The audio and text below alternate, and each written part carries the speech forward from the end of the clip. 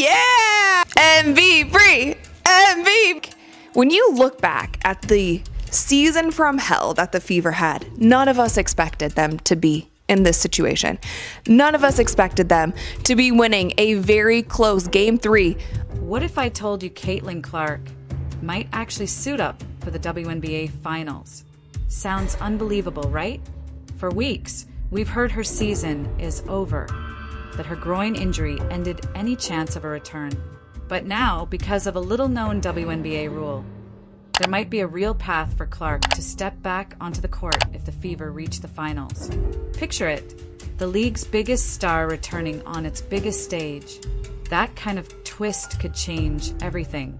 But here's the catch, it's complicated.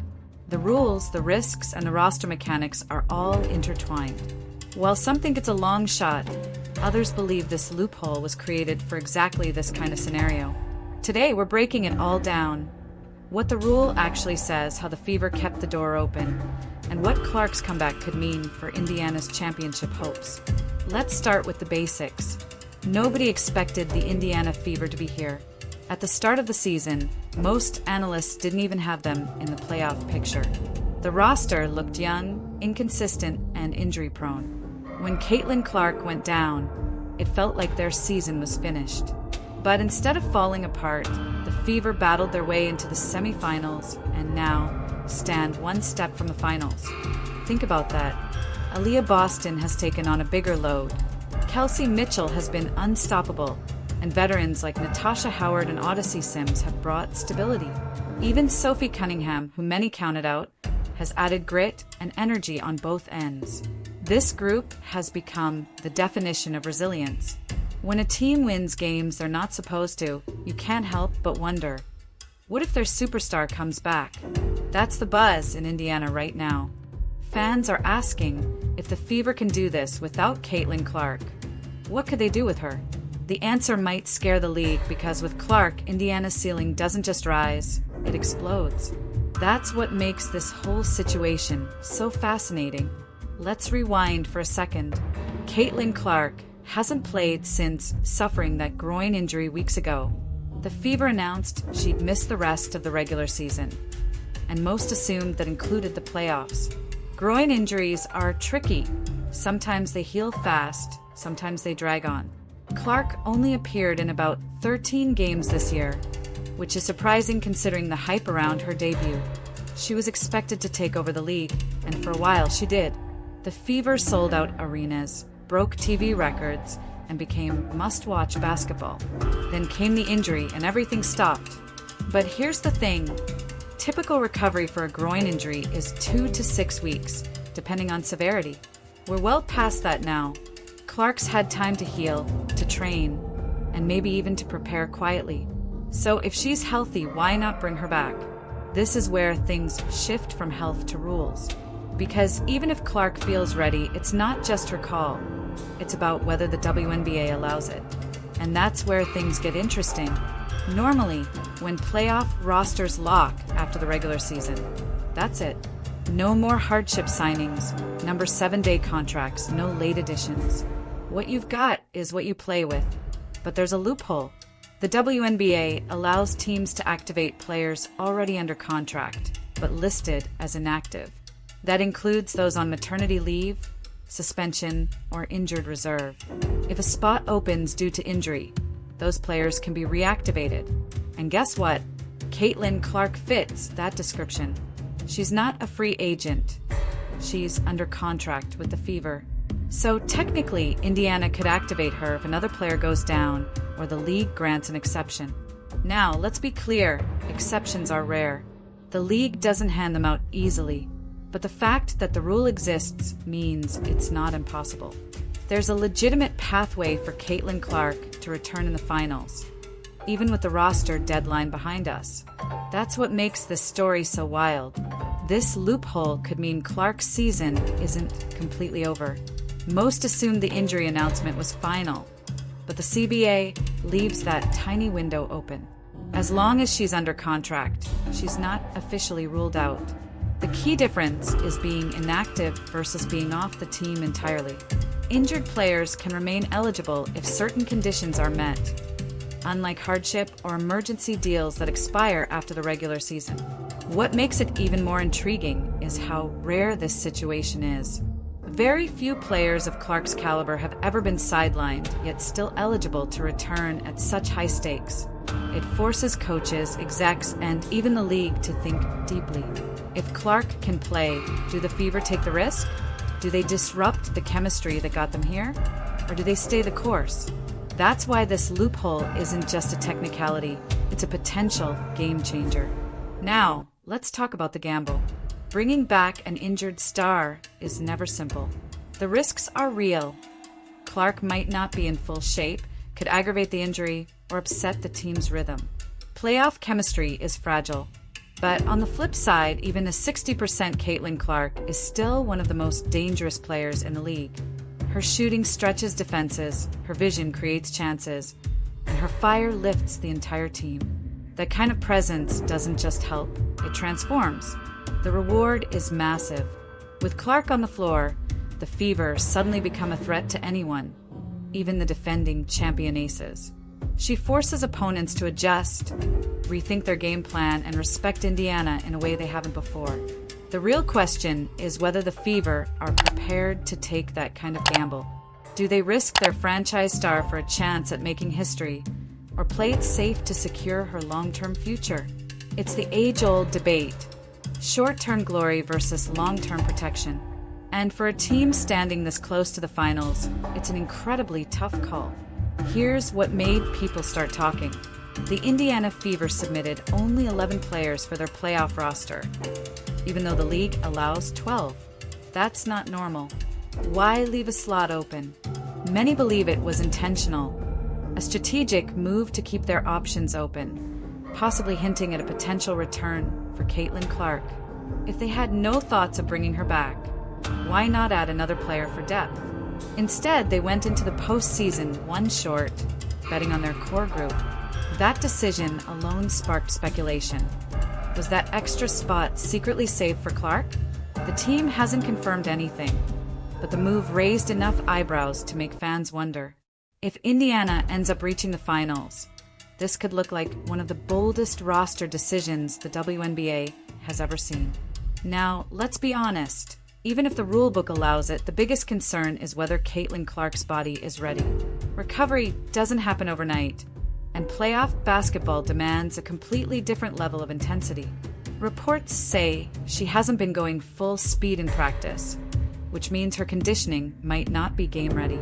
The risk of re-injury looms large if she rushes back too soon. But here's the thing, Clark is built for moments like this. She's a relentless competitor who thrives under pressure. Even without full practices, you can bet she's been rehabbing, training, and preparing in private. If there's even a slim opening to return, she'll do everything in her power to take it. That leaves the Fever with a huge decision. Is she sharp enough, strong enough, and ready enough to actually help the team win? If yes, this could be a historic comeback. If not, it might go down as one of the biggest what-if moments in league history. Picture this, Caitlin Clark walking onto the court for the finals against the defending champion Las Vegas Aces. The entire matchup flips instantly. Without her, teams crowd the paint to contain Aaliyah Boston and challenge Indiana shooters. With her, that entire strategy collapses.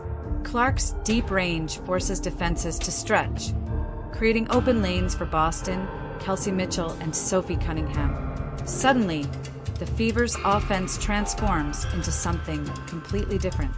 Defensively, Clark may not be elite, but her presence allows the Fever to push the pace, create turnovers, and capitalize in transition. Even at less than full strength, her court vision and instincts can swing a game. And let's be honest, the buzz alone would be massive. A finals featuring Caitlin Clark's return from injury would capture worldwide attention. Arenas would sell out, ratings would soar, and the entire sports community would turn its eyes to the WNBA.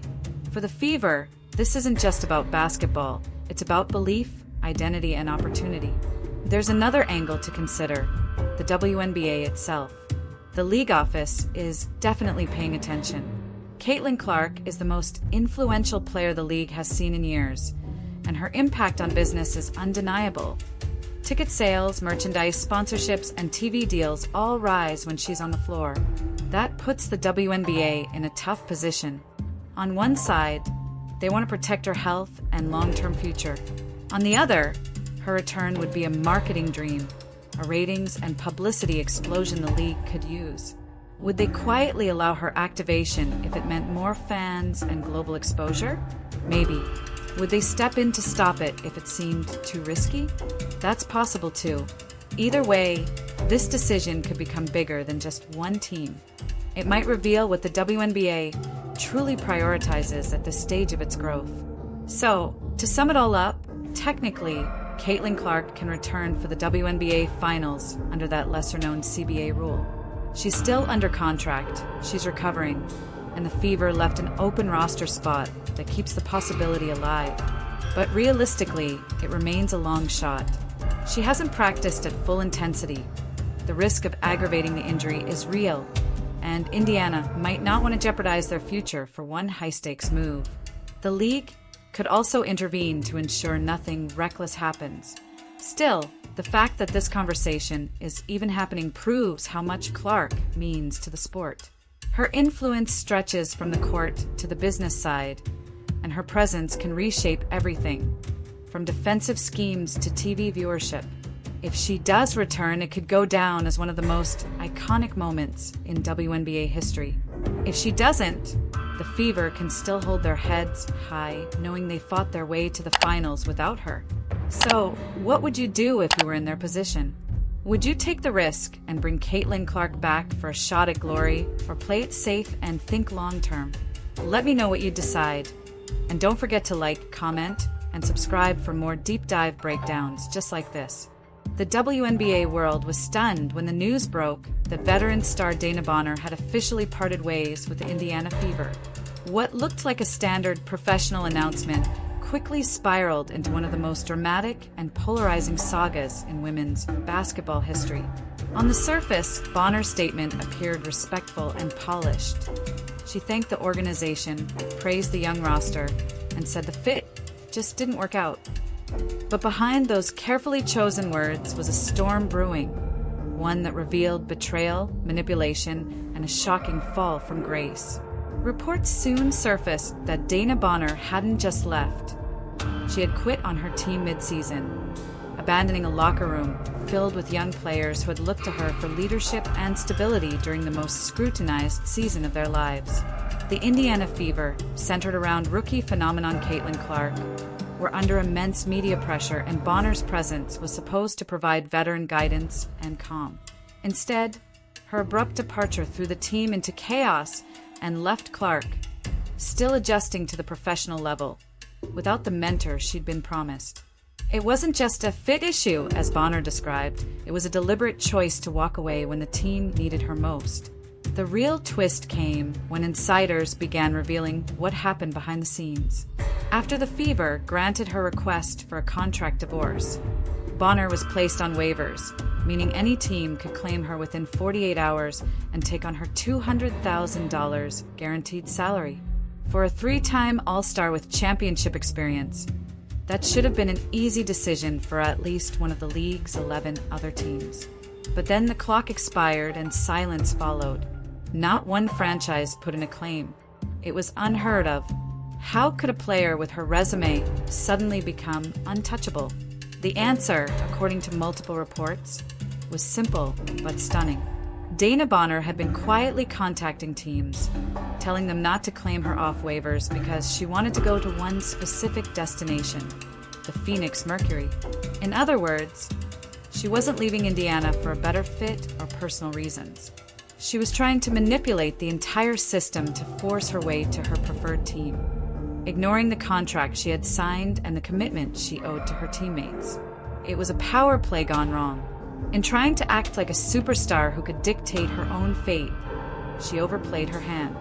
When the waiver window closed and no team, not even Phoenix, made a move, it became clear how badly Bonner had miscalculated.